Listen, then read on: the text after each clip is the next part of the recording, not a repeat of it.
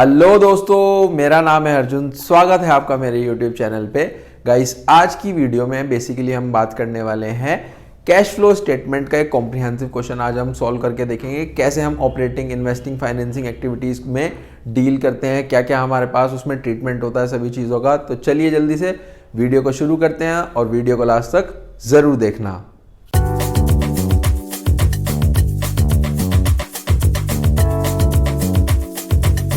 तो देखो, ये हमारे पास बेसिकली क्वेश्चन गिवन है। क्वेश्चन में लिखा है prepare a cash flow statement from the following balance sheet. हमारे पास बैलेंस शीट गिवन है, आर्या लिमिटेड की बैलेंस शीट गिवन है।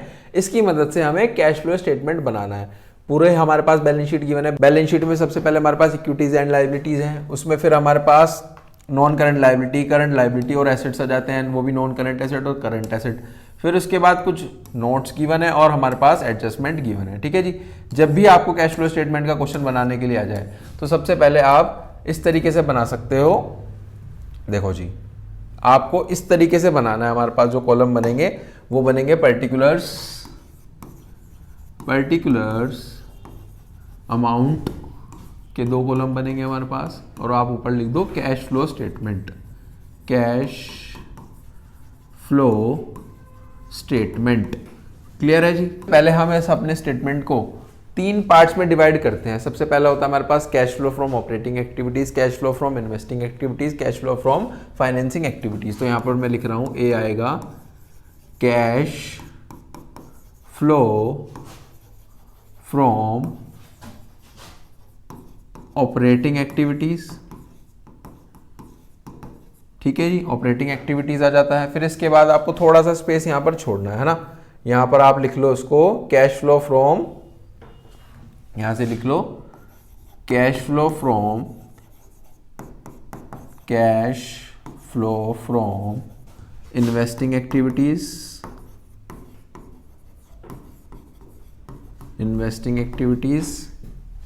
इन्वेस्टिंग के बाद आ जाता है हमारे पास फाइनेंसिंग एक्टिविटीज। यहां पर आप लिख लो C, cash flow from financing activities. Operating हो गया, इन्वेस्टिंग हो गया, फाइनेंसिंग हो गया जी। सबसे पहले तो आपको ये काम करना है। ठीक है जी। इसको हम देखो ऐसे भी देख सकते हैं कि सबसे पहले हमने लिखा है ऑपरेटिंग के लिए आपको थोड़ा सा स्पेस छोड़ना है, फिर इन्वेस्टिंग, फिर हमारे पास फाइनेंसिंग है ना। फिर हम इसको लास्ट में क्लोज कर देंगे। ठीक है जी। इस तरीके से बेसिकली हमारे पास जो फॉर्मेट बनता है वो ऐसे बनता है। चलो जी, फिर शुरू करते हैं। सबसे पहले देखो हमारे पास क्या लिखा हुआ है। सबसे पहले हमारे पास लिखा हुआ है equities and liabilities. Equities and liabilities में भी क्या गिवन है आपके पास? गिवन है शेयर होल्डर फंड्स, और उसमें शेयर कैपिटल गिवन है। सबसे पहले तो शेयर कैपिटल में देखो बेसिकली यहाँ पर एक होता है हमारे पास प्रीवियस ईयर, ये हमारे पास प्रीवियस ईयर गिवन है, ये हमारे पास करंट ईयर गिवन है। ठीक है जी, प्रीवियस ईयर गिवन है और करंट ईयर गिवन है। ये है हमारे पास कि जो शेयर कैपिटल है वो पहले 8 लाख थी, अब वो 10 लाख हो गई। क्या वो 2 लाख से बढ़ रही है? बिल्कुल बढ़ रही है। हमेशा याद रखना, शेयर कैपिटल हमारे पास फाइनेंसिंग में जाती है। कहां पर जाती है? फाइनेंसिंग में जाती है। ठीक है जी। तो यहां पर लिख लो, आप लिख सकते हो proceeds from issue of share capital. ठीक है जी, proceeds from issue of share capital के हमारे पास कितने का हमें इशू हुआ है? लाख। ठीक है, 2 लाख आ गया। चलते हैं आगे। इसके बाद आ जाता है रिजर्व एंड सरप्लस। देखो रिजर्व एंड सरप्लस में भी हमारे पास करंट ईयर और प्रीवियस ईयर की वैल्यू गिवन है, लेकिन यहां पर नोट गिवन है। इसके साथ साथ क्या गिवन है? नोट गिवन है। नोट का मतलब क्या होता है कि जो वैल्यूज है ये यहां से नहीं लेनी है, ये वर्किंग नोट्स में से हमें लेनी है ना। वर्किंग नोट्स में अब देखते हैं, ये रहा working note number 1। Working note number 1 में क्या गिवन है हमारे पास? रिजर्व एंड सरप्लस में जनरल रिजर्व है, कैपिटल रिजर्व है, सरप्लस है पीएल का बैलेंस का। ठीक है जी। अब ये कहां पर जाता है? ये बेसिकली जाता है हमारे पास आएगा, तो हम इसको ऑपरेटिंग में लिख लेंगे। ऑपरेटिंग में हम इसको लिखेंगे एनपीबीटी के नेम से। एनपीबीटी का मतलब होता है net profit before tax. Net profit before tax. अब देखो इसको भी समझते हैं कैसे निकलता है। सबसे पहले तो आप वर्किंग नोट नंबर 1 बना लो। ये है हमारे पास calculation of NPBT. Calculation of NPBT कैसे निकलेगा? सबसे पहले तो आप इसको प्रॉफिट का बैलेंस यहां पर लिखोगे, current year minus previous year होता है। कितना गिवन है हमारे पास प्रॉफिट इन तीनों में से, ये रहा जी, प्रॉफिट का बैलेंस गिवन है, ये रहा। Current year minus previous year करेंगे तो आ जाएगा, ये करंट ईयर है, ये प्रीवियस ईयर है, 80 माइनस 60, 80,000 माइनस 60,000, ये आ गया हमारे पास 20,000। ठीक है जी। इसके बाद देखते हैं इसके बाद क्या गिवन है। इसके बाद गिवन है हमारे पास जनरल रिजर्व। ये हमारे पास कितना हो गया, ये हो गया हमारे पास 4,30,000 से 5 लाख हो गया, तो 70,000 से ऐड हो जाएगा। ये है हमारे पास जनरल रिजर्व, 70,000 से आपने ऐड कर दिया, ये आ गया अब 90,000। ठीक है जी।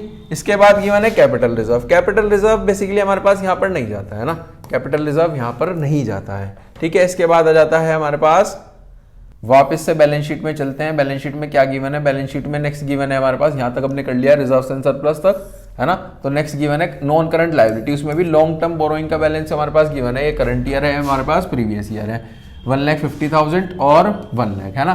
तो 1,50,000 और 1 लाख हमारे पास गिवन है, और इसमें भी नोट है हमारे पास गिवन, तो इसको भी नीचे से ही आपको वर्किंग नोट्स में से देखना होगा। वर्किंग नोट में क्या गिवन है, वर्किंग नोट में गिवन है सर कि लॉन्ग टर्म बोरोइंग में 10% डिवेंचर गिवन है। डिवेंचर का मतलब क्या है कि पहले आपके डिवेंचर थे 1 लाख, अब आपके डिवेंचर कितने हो गए, अब हो गए हमारे पास 1,50,000। ठीक है जी। तो 50,000 से डिवेंचर्स की जो है वैल्यू बढ़ गई है। तो आप इसको कहां पर लिखोगे, इसको अगेन हम कहां पर लिखेंगे, ये लिखेंगे हम अपने फाइनेंसिंग में। फाइनेंसिंग में तो यहां पर लिख लेते हैं हम, लिख लो यहां पर proceeds from issue of debentures. Debentures issue हुए हैं कुछ कि वो 1 लाख के थे, अब वो 1,50,000 के हो गए, तो 50,000 और इशू हुए होंगे हमारे पास, तो 50,000 आ गए, है ना। इसके बाद हमें इस डिबेंचर्स पे इंटरेस्ट देना होता है। क्या देना होता है, इंटरेस्ट देना होता है। देखो 10% डिबेंचर्स लिखे हुए हैं, 10% है हमारे पास जो इंटरेस्ट का रेट है। अब मेन चीज ये है कि वो आप 1 लाख पर दोगे या 1,50,000 पर दोगे। ठीक है जी। इसके लिए एक बार हम चेक भी कर देंगे कि क्वेश्चन में कोई एडजस्टमेंट भी गिवन है। ये सर एडिशनल डिबेंचर्स जो थे वो इशू हुए थे 31/3/2023। कब इशू हुए हैं, इसको ऐसे समझ सकते हो कि जो नए डिबेंचर इशू हैं वो इशू है हमारे पास 31/3/2023। जो हमारे पास डिबेंचर्स थे वो थे 1 अप्रैल 2023 पे, ये थे हमारे पास 1 लाख, है ना। और जो नए डिबेंचर इशू हुए हैं वो हमारे पास इशू हुए हैं यहाँ पर 1,50,000 पर। ठीक है जी। तो अनफॉर्चुनेटली यहाँ पर ये चीज है कि एडजस्टमेंट में क्या लिखा हुआ था, एडजस्टमेंट में लिखा हुआ था कि additional debentures were issued on 31/3/2023। ये लिखा हुआ है कि जो एडिशनल डिबेंचर है, यानी कि 1 लाख से जो 50,000 हुए, एडिशनल यहाँ पर कितने हैं, यहाँ पर जो एडिशनल डिबेंचर्स हैं वो है हमारे पास 50,000 के। पहले हमारे पास डिबेंचर थे 1 लाख के, अब उसमें वो 1,50,000 हो गए, तो एडिशनल कितने हैं 50,000। तो ये जो इशू है ये इस डेट पे हुए, है ना। लेकिन यहां से अप्रैल से लेके मार्च तक कितना था डिबेंचर की वैल्यू थी 1 लाख, तो 1 लाख पर देंगे हम इंटरेस्ट देंगे, वो 1 लाख पर देंगे। ठीक है। इसको लिख लेते हैं वापस से यहां पर। अब ध्यान से सुनना, जो हमारे पास इंटरेस्ट ऑन डिबेंचर्स होते हैं, इंटरेस्ट ऑन डिबेंचर्स होते हैं वो फाइनेंसिंग में से तो माइनस होते हैं, यानी कि 1 लाख का 10% 10,000, और ऑपरेटिंग में हमारे पास ऐड हो जाते हैं। तो हम यहां पर लिख लेंगे प्लस इंटरेस्ट ऑन डिबेंचर्स, ये आ गया हमारे पास 10,000, ये हमारे पास यहां पर प्लस हो जाएंगे। बताओ जी, इतनी चीज समझ में आई। चलते हैं नेक्स्ट पे। नेक्स्ट हमारे पास क्या लिखा हुआ है, नेक्स्ट हमने यहां तक कर लिया है। इसके बाद वापस से बैलेंस शीट पे चलते हैं। बैलेंस शीट में हमने लिख लिया है नॉन करंट लायबिलिटी तक हमने ट्रीटमेंट कर लिया। इसके बाद है करंट लायबिलिटी। करंट लायबिलिटी में 2 चीजें गिवन है, एक तो ट्रेड पेबल। ट्रेड पेबल की तो हमारे पास सीधी वैल्यू गिवन है, ये रही सीधी वैल्यू गिवन है 30,000 और 12,000, है ना। और शॉर्ट टर्म प्रोविजन का क्या है, शॉर्ट टर्म प्रोविजन का बेसिकली 30,000 और 28,000 गिवन है, लेकिन उसमें ये नोट नंबर गिवन है 30,000 और 28,000। तो इसकी वैल्यू हम नीचे से ले लेंगे वर्किंग नोट्स में से। सबसे पहले तो ट्रेड पेबल पे चलते हैं। देखो ट्रेड पेबल 12,000 से 30,000 हो गए। क्या हमारी करंट लायबिलिटी की वैल्यू बढ़ रही है, बिल्कुल बढ़ रही है। तो उसको भी हम यहां पर लिखते हैं, लेकिन एक कंडीशन के अकॉर्डिंग लिखेंगे। यहां पर होती है कि जब भी हमारे पास हमारे किसी लायबिलिटी की वैल्यू बढ़ रही होती है, करंट लायबिलिटी की वैल्यू बढ़ रही होती है, तो उसको ऐड कर देते हैं। क्यों करेंगे, क्योंकि इंक्रीज इन ट्रेड पेबल है, इंक्रीज इन ट्रेड पेबल है। ये 12,000 से 30,000 हुई थी, तो 18,000 आ जाएगी वैल्यू। कितनी आ जाएगी 18,000। बताओ जी, नेक्स्ट पे चलते हैं। नेक्स्ट है हमारे पास short term provision. Short term provision में क्या गिवन है 30,000 और 28,000, लेकिन इस पे क्या है वर्किंग नोट है। तो वर्किंग नोट के लिए नीचे आ जाते हैं, ये राशि short term provision. Short term provision में प्रोविजन फॉर टैक्स गिवन है। प्रोविजन फॉर टैक्स में 28,000 है, 30,000 है। अब एडजस्टमेंट में चेक करना होगा कि हमें इससे रिलेटेड क्या कोई एडजस्टमेंट गिवन है। ये रही sir, tax provided during the year is 17,000। 17,000 हमारे पास टैक्स प्रोवाइडेड है, तो हम इसका अकाउंट बना लेते हैं। अकाउंट कैसे बनेगा हमारे पास, ये रहा जी, यहां पर बना लेते हैं working note number 2। Working note number 2 वो क्या है, provision for tax account. Provision for tax account, ठीक है, ऐसे बनता है ना। ये हमारे पास बेसिकली डेबिट साइड होगी, ये हमारे पास बेसिकली क्रेडिट साइड होगी। इधर हमारे पास ये क्रेडिट में बढ़ता है, डेबिट में कम होता है, तो आ जाएगा बाय बैलेंस ब्रॉट डाउन, इधर आ जाएगा to balance carried down. Opening और क्लोजिंग बैलेंस गिवन है, तो हम लिख लेते हैं कि कितना कितना है। ये हमारे पास बेसिकली यहाँ पर गिवन है, देखो ये है 28,000 और 30,000। 28,000 और 30,000। इसके बाद हमारे पास गिवन था क्वेश्चन में टैक्स मेड गिवन है। क्या गिवन है, टैक्स मेड गिवन है, तो ये इधर आ जाएगा बाय स्टेटमेंट ऑफ पीएल के नेम से। बाय स्टेटमेंट ऑफ पीएल के नेम से आ जाएगा इधर 17,000, ठीक है जी। अब आपको टोटल करना है, टोटल करोगे तो आ जाएगा हमारे पास 45,000, ठीक है जी। 45 इधर लिखे आपने, 45 लिखने के बाद 45 इधर बैलेंस आ जाएगा टू बैंक अकाउंट के नेम से। बैंक अकाउंट है हमारे पास, ये हमारे पास टैक्स पेड बेसिकली, और ये होता है टैक्स मेड, ठीक है जी। बैलेंस आ जाएगा हमारे पास 15,000। क्या इतनी चीज़ क्लियर है, बताओ जी, क्या इतनी चीज़ आपको क्लियर है कि एक अकाउंट बनाया। सबसे पहले तो ओपनिंग और क्लोजिंग बैलेंस हमने लिखा। ओपनिंग और क्लोजिंग बैलेंस लिखने के बाद सबसे पहले एडजस्टमेंट में ये वैल्यू गिवन थी, यानी कि टैक्स मेड की, हमने इधर लिख लिया। फिर टोटल करा है, टोटल करने के बाद इधर लिखा, टोटल करने के बाद ये हमारे पास बेसिकली बैलेंस आ गया है। अब जो आपको अपने कैश फ्लो स्टेटमेंट में है वो ये दो चीज़ें लिखनी होती है, ठीक है जी। ये तो बेसिकली हमारे पास माइनस हो जाता है, कहाँ से, ऑपरेटिंग एक्टिविटीज़ में से, और ये हमारे पास ऐड हो जाता है। कहाँ पर ऐड होगा, ये ऐड होगा एनपीबीटी में। कहाँ ऐड होगा, एनपीबीटी में 17,000 ऐड हो जाएंगे। एनपीबीटी हमने ऊपर ही लिखा हुआ था, तो हम इसको ऊपर ही लिख लेते हैं। ये लीजिए हमारे पास इस तरीके से हम यहाँ पे एनपीबीटी निकाल रहे थे, तो यहाँ पर प्लस कर देंगे हम टैक्स मेड के नेम से 17,000, ठीक है जी। अब हमारी जो वैल्यू आ गई है वो आ गई है 1,07,000। क्या इतनी चीज़ क्लियर है। अब इस 1,07,000 को हम कहाँ पर लिख देते हैं, हम अपने कैश फ्लो स्टेटमेंट में लिख देते हैं, है ना। कैश फ्लो स्टेटमेंट ये रहा जी, यहाँ पर एनपीबीटी की वैल्यू आ गई है 1,07,000। इसके बाद जो हमारे पास टैक्स पेड था उसको हम यहाँ पर लिखते हैं, माइनस कर देते हैं टैक्स पेड के नेम से। टैक्स पेड है हमारे पास 15,000। बताओ जी, इतनी चीज़ क्लियर हुई अभी तक जो हमने काम करा। चलते हैं नेक्स्ट एडजस्टमेंट की तरफ। नेक्स्ट क्या लिखा हुआ है, नेक्स्ट लिखा हुआ है हमारे पास, यहां तक का हमारा जो है कंप्लीट हो चुका है लायबिलिटीज का पोर्शन। अब चलते हैं एसेट्स के पोर्शन पे।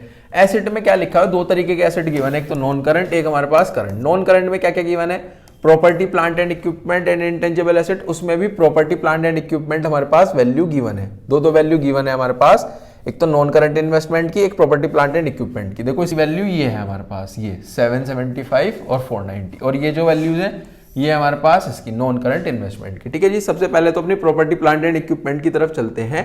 इस पे क्या हमारे पास कोई वर्किंग नोट गिवन है, ये रहा, ये 4 नंबर का वर्किंग नोट है, ये बेसिकली इसका है, ठीक है जी। तो 4 नंबर के वर्किंग नोट पे चलते हैं, ये रहा जी 4 नंबर का वर्किंग नोट। इसमें आपको प्लांट एंड मशीनरी की वैल्यू गिवन है। जब भी हमारे पास प्लांट एंड मशीनरी या कुछ इस तरह की चीज गिवन हो या एसेट्स गिवन हो, तो हमेशा चेक करना है कि क्या उसमें कोई एडजस्टमेंट गिवन है। इनके डेप्रिसिएशन लग रहा है प्लांट एंड मशीनरी पे 1,20,000, तो आपको जिसकी भी एडजस्टमेंट गिवन होती है उसका मोस्ट प्रोबेबली अकाउंट ही बनता है हमारे पास, ठीक है जी। जैसे हमारे पास ये अकाउंट बना था इसी तरीके से हमें अपना अकाउंट बनाना पड़ेगा, है ना। तो उसको भी बना लेते हैं। देखो जी, सबसे पहले कैसे बनेगा,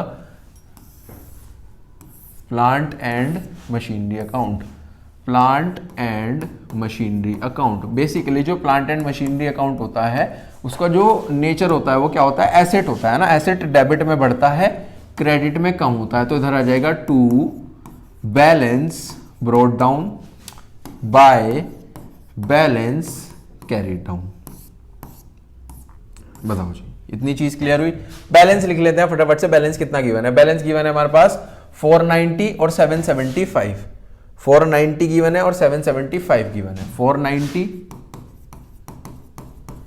7,75,000, ठीक है जी, समझ में आ गया। अब एडजस्टमेंट पढ़ते हैं। एडजस्टमेंट क्या गिवन थी? एडजस्टमेंट गिवन थी प्लांट एंड मशीनरी से रिलेटेड के डेप्रिसिएशन लग रहा है प्लांट एंड मशीनरी पे 1,20,000, 1,20,000 का डेप्रिसिएशन लग रहा है। अभी हमने देखा है कि एक एसेट अकाउंट है, एसेट अकाउंट का मतलब क्या हो गया कि क्रेडिट में कम होगा तो इधर लिख देंगे हम बाय डेप्रिसिएशन अकाउंट के नेम से, ये लग रहा है 1,20,000, ठीक है जी, समझ में आया। अब इधर का टोटल कर लेते हैं, इधर आ जाएगा हमारे पास 8,95,000, 8,95,000, इधर लिखो 8,95,000 में से आपको माइनस करना है 490, तो आ जाएगा हमारे पास 4,05,000।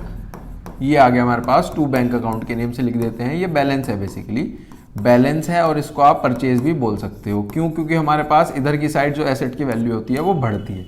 बताओ क्या इतनी चीज क्लियर हुई आपको? अब देखो ध्यान से समझो कि बेसिकली हमें अब इस अकाउंट में से क्या क्या वैल्यू लिखनी है। एक तो हमें ये परचेज लिखनी है, ठीक है जी। हमेशा याद रखना कि किसी भी एसेट से रिलेटेड परचेज हो, कोई भी सेल हो, हमेशा कहाँ जाएगी? वो इन्वेस्टिंग में जाएगी। कहाँ जाएगी? इन्वेस्टिंग में जाएगी। और ये डेप्रिसिएशन है, ये डेप्रिसिएशन जाएगा हमारे पास ऑपरेटिंग एक्टिविटीज में जाएगा। कहाँ जाएगा? ऑपरेटिंग एक्टिविटीज में। और ये जाएगा हमारे पास इन्वेस्टिंग। कहाँ जाएगा? इन्वेस्टिंग, ठीक है जी। इसको लिखने की कोशिश करते हैं। सबसे पहले तो फटाफट से यहां पर लिख लेते हैं हम इन्वेस्टिंग में। यहां पर इसको लिखेंगे purchase of plant and machinery, ये है हमारे पास बेसिकली 4,05,000, और इसको माइनस कर देंगे क्योंकि जब परचेज करते हैं तो कैश हमारा कम हो जाता है ना। उसके बाद डेप्रिसिएशन को लिखेंगे, डेप्रिसिएशन को हम यहां पर लिखेंगे, यहां पर आ जाएगा प्लस डेप्रिसिएशन के नेम से, डेप्रिसिएशन है हमारे पास 1,20,000, ठीक है जी। समझ में आई इतनी चीज? यहां पर हम लिख भी देते हैं, ये जो हमारे पास एनपीबीटी के बाद एक लाइन लिखी जाती है वो होती है adjustments for non cash and non operating items, ठीक है जी। इतनी चीज क्लियर है? तो टोटल भी कर देते हैं। यहां तक टोटल होगा हमारे पास, ये आ जाएगा 1,07,000, 1,17,000, 2,17,000 और 2,37,000, तीनों को प्लस करा है तो आ गया है 2,37,000, ठीक है जी। और इसको भी हम यहाँ पर लिख सकते हैं, ये होता है हमारे पास operating profit before working capital changes, कि आपका ऑपरेटिंग प्रॉफिट आ चुका है, operating profit before working capital changes. बताओ जी, इतनी चीज क्लियर है? ये लिखना है operating profit before working capital changes, कि हमारे पास ऑपरेटिंग प्रॉफिट तो आ चुका है लेकिन अभी उसमें वर्किंग कैपिटल के चेंजेस होते हैं, है ना। वर्किंग कैपिटल के जो चेंजेस होते हैं वो बेसिकली वर्किंग कैपिटल में दो चीज आती है, एक तो करंट एसेट आएगा हमारे पास, एक करंट लायबिलिटीज आएगी। या तो इसकी वैल्यू बढ़ रही होगी या कम हो रही होगी, करंट एसेट की बढ़ रही होगी या फिर कम हो रही होगी, वो हमारे पास यहाँ पर आएगा, है ना, वो हमारे पास यहाँ पर आ जाएगा। अब चलते हैं अपने नेक्स्ट एडजस्टमेंट की तरफ। नेक्स्ट एडजस्टमेंट देखते हैं क्या लिखी हुई है। नेक्स्ट एडजस्टमेंट है हमारे पास, यहां तक का हमने वर्क कर लिया है ना। इसके बाद हम चलते हैं नॉन करंट इन्वेस्टमेंट पे। नॉन करंट इन्वेस्टमेंट के बारे में क्या लिखा हुआ है? लिखा हुआ है कि प्रीवियस ईयर में 50 थी, अब हमारे पास 90,000 हो गई। क्या इस पे कोई एडजस्टमेंट भी गिवन है? एडजस्टमेंट हमारे पास ये रही, थर्ड नंबर पे गिवन है कि नॉन करंट इन्वेस्टमेंट 30,000 की थी, वो 40,000 की बिकी। 30,000 की नॉन करंट इन्वेस्टमेंट अगर 40,000 की बिक रही है तो हमारा क्या हो रहा है? फायदे में बिक रही है, तो 10,000 का हमारे पास गेन है। लेकिन यहां पर क्या कंडीशन लिख दिया कि gain on sale of investment was credit to capital reserve, ठीक है जी। Gain on sale of investment was credit to capital reserve. इसका भी एक बार अकाउंट बनाकर देखते हैं। हमारे पास एसेट ही कहलाता है ना, तो इसका अकाउंट कैसे बनेगा? ऐसे ही बनेगा हमारे पास debit credit non current investment account. Debit side में बढ़ेगा तो टू बैलेंस ब्रॉट डाउन, इधर आ जाएगा बाय बैलेंस कैरीड डाउन, ठीक है जी। समझ में आया? ओपनिंग क्लोजिंग कितना गिवन है हमारे पास? नॉन करंट इन्वेस्टमेंट का हमारे पास ये रहा है सर, ये है 50 और 90 की लिख रहा हूं, 50,000, 90,000, ठीक है जी। इसके बाद क्या कहा गया है? इसके बाद कहा गया था बेसिकली कि ऐसे लिखा है 30,000 की नॉन करंट इन्वेस्टमेंट है, वो 40 में बिकी है, तो 40 की तो मेरी सबसे पहले पता चल गया मुझे सेल है ना। अब 30 वाली चीज जब 40 में बिकी तो 10,000 का यहां पर क्या है? यहां पर है गेन। बताओ जी, ये चीज समझ में आई आपको? देखो ध्यान से समझो कैसे लिखेंगे। यहाँ पर तो बिकती है, इधर क्रेडिट में कम होती है, डेबिट में बढ़ती है, बिक रही है, तो इधर लिखा जाएगा बाय बैंक अकाउंट के नेम से। ब्रैकेट में आप मेंशन कर सकते हो मेरी सेल है, ये सेल हुई हमारे पास 40,000 की। बताओ जी, इतनी चीज क्लियर है। इसके बाद फायदे में बिक रही है तो फायदा हम इधर लिखेंगे, कैपिटल रिजर्व के नेम से आ जाएगा। फायदा तो है लेकिन वो कैपिटल रिजर्व में ट्रांसफर हो गया है 10,000 का। ठीक है जी, तो इसको हम कैश फ्लो स्टेटमेंट में नहीं दिखाएंगे, इसको हम कैश फ्लो स्टेटमेंट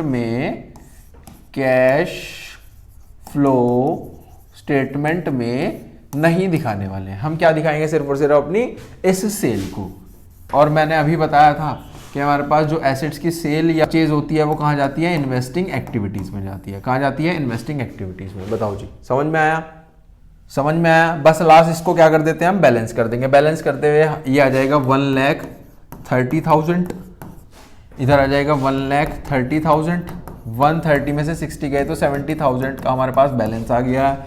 ये बैलेंस कहलाएगा हमारे पास टू बैंक अकाउंट के नेम से, टू बैंक अकाउंट बैलेंस। और ये बैलेंस हमारे पास इधर की साइड बढ़ता है तो इधर हो जाता है परचेज। तो ये दोनों चीज़ें जाएंगी, एक तो ये जाएगी, ये भी जाएगी बेसिकली इन्वेस्टिंग एक्टिविटीज़ में। समझ में आई ये भी चीज़, सेल और परचेज। इसको लिख लेते हैं, सेल है 40,000 की और परचेज है हमारे पास 70,000 की। तो हमारे पास सेल है, sale of non current investment 40,000। Sale आएगी, सेल होगी तो पैसा बढ़ेगा। ठीक है जी, इसको प्लस कर देंगे। परचेज होगी तो माइनस कर देंगे। Purchase of non current investment 70,000, ये हमने माइनस कर दिया। बताओ जी, क्या इतनी चीज़ क्लियर हुई?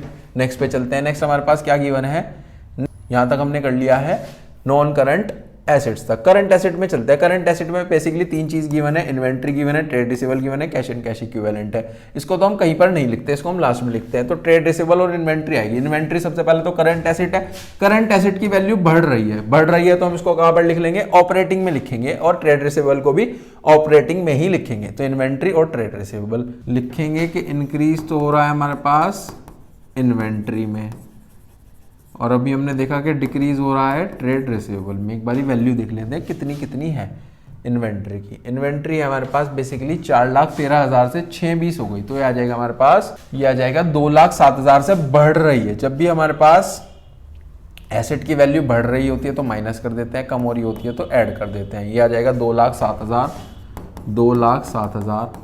और ये आ गया है हमारे पास, इसको भी देखते हैं ट्रेड रिसीवेबल को। ट्रेड रिसीवेबल है हमारे पास 494 से 320 हो गया। तो ये आ गया 1,74,000। 1,74,000 से ये वैल्यू प्लस हो जाएगी 1,74,000।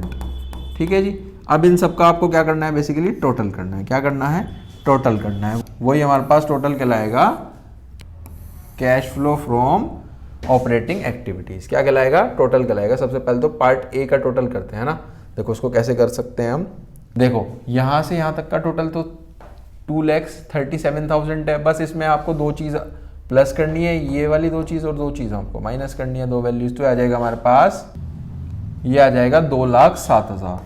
2,07,000। और आपको इसको भी लिखना है इधर 2,07,000 को।